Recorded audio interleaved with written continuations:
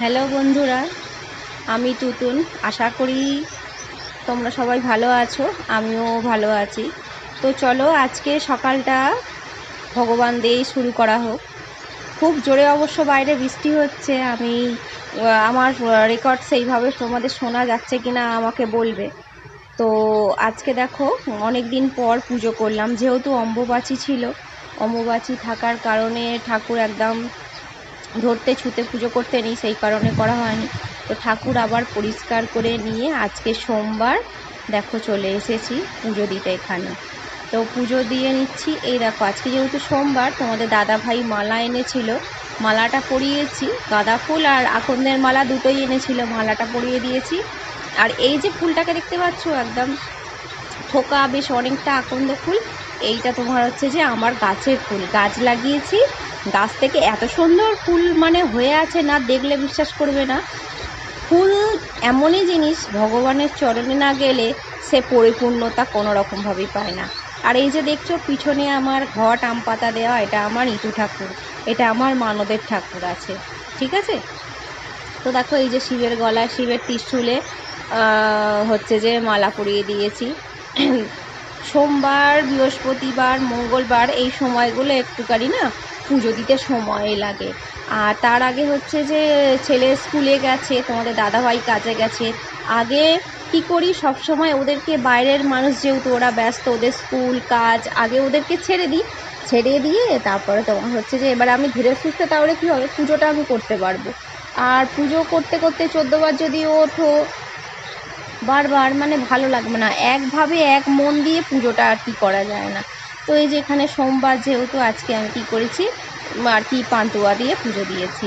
আমরা নিজেরা কত কিছু খাই দেখো, আর ঠাকুরের জন্য শুধু কি না নকুলদানাই হয়, এরকম একটা লাগে না। নিজেরা এত কিছু খাই, এত ভালো মন্দ খাই, আর ঠাকুরকে তোমার হচ্ছে কখন অকেশান হবে তবে একটু ফলমূল দেবো।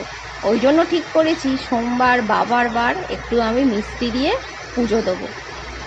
তো দেখো বন্ধুরা, তোমরা সবাই আমাকে কমেন্ট করে বলবে আমার ভাঙা ঘরে এই যে দেবতার আলো কেমন তোমাদের লাগছে। অনেক দিন ধরেই আমি ভাবছি যে না, ভিডিওটা আবার নতুন করে শুরু করব, তো সেইভাবে তো শুরু করা যাচ্ছিল না। কিছুদিন করেই আবার বন্ধ থাকে, টানা করতে পারছি না। কিছু পারিবারিক কারণে হচ্ছে যে আমি ভিডিওটা দিতে পারিনি। এই দেখো আমার মা লক্ষ্মী, কি সুন্দর লাগছে না। আসলে আমারই ভুল জানো তো, অকারণবশত কিভাবে মায়ের, আমি কপালের সিঁদুর দিতে গিয়ে এতটা মানে গলে গেছে সিঁদুরটা, মায়ের নাক অবধি গড়িয়ে এসছে। মায়ের মুখটা দেখো, এত মিষ্টি, এত সুন্দর, না দেখলে বিশ্বাস করবে না। আর এই যে বর্ষাকালে, মানে বুঝতেই পারছো, এটা আমার নতুন ঘর হচ্ছে। আমার বলতে কি, মানে আমরা করছি না, এটা পৌরসভা থেকে আর কি করে দিচ্ছে। আমাদের তো সেরকম ক্ষমতা নেই যে আমি নিজের থেকে করব। আমার শুধু এই যেখানে বিম উঠেছে, এই যে ঘরটা দেখতে পাচ্ছ, এটাও পৌরসভার ঘর। এটা এতটা গাঁথনি হয়েছে, এটাও হবে। আসলে মিস্ত্রি দাদারা আর কি দেশে চলে গেছে, ওদের তো ঈদ ছিল, সেই কারণে এখনও দেশ থেকে আসেনি। আর এই যে দেখতেই পাচ্ছ, এখনও কাঠ পড়ে আছে, এখানে এখনও কাজ বাকি আছে। তো চলো দেখাই, এই পিছনে একটা আর কি আমরা পাতকুয়া খুলেছি। পিছনে খালেতে এত জল ভর্তি, জলের লেয়ার বেড়ে যাচ্ছে, পাতকুয়ার উপরে আর কি জল উঠে গেছে। দেখো না, এখানে যে এতটা মাটি আছে, আমি কোনো কাজে লাগাবো বা কিছু করব, কিছুই করতে পারছি না। সব আর কি মানে বৃষ্টির জল এত সব ভিজে চলে যাচ্ছে। তো এই যে দেখো, জামা কাপড়গুলো মানে 14 বার দেওয়া, নামানো, তোলা, আবার তুলতে এসেছি, আবার বৃষ্টি এসেছে।